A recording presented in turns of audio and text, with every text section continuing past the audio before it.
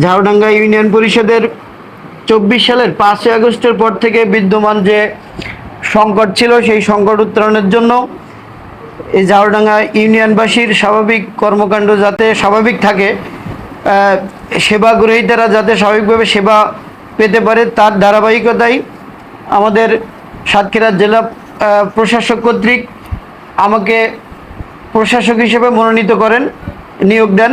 তো বিগত 25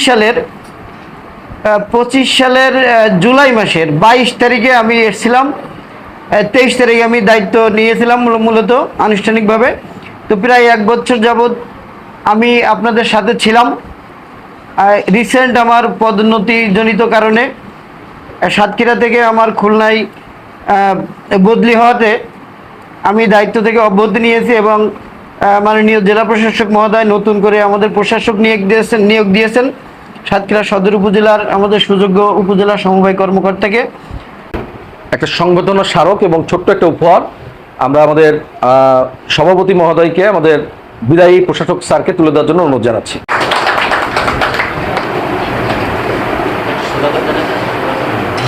আজকে যে দায়িত্ব নিয়েছি, আমার সাবেক প্রশাসক যেভাবে আপনাদের সেবা দিয়েছেন আমি চাইব ওইভাবে সেবা দেওয়ার চেষ্টা করব।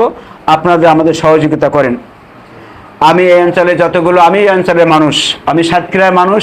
যিনি নতুন প্রশাসক হিসাবে আজকে জয়েন করলেন, আজকে তাঁর কাছে আমার আশা যে আমরা যে সদস্য 12 জন আছি প্রত্যেককে নিয়ে আপনি আমাদেরকে পরিচালিত করবেন। যেহেতু আমরা শিক্ষায় জ্ঞানে অনেক কম, তিনি একজন কর্মকর্তা, আমাদের যে দিক নির্দেশনা দেবেন আমরা ওর সদস্য হিসাবে এলাকার স্বার্থে তাঁর দিক নির্দেশনা এবং নিয়ম কানুন আমরা যথারীতি মেনে চলার চেষ্টা করব।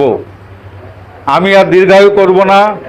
সকল সর্বসাকুল্যে যে আমাদের বিগত প্রশাসক সাহেব চলে যাচ্ছে, আমরা আন্তরিকভাবে অনেক কষ্ট পাইছি। এরকম জেনারেলি মানুষ আমি খুবই কম দেখেছি। এটা একটা জনগণের ভোটে নির্বাচিত প্রতিনিধিরা এই চেয়ারে বসেন, কিন্তু chair makes a man. Chair যে মানুষকে যোগ্যতম দায়িত্বশীল হিসেবে গড়ে তোলে, সেটা আমি বিলাল সাহেবের কাছ থেকে পেয়েছি।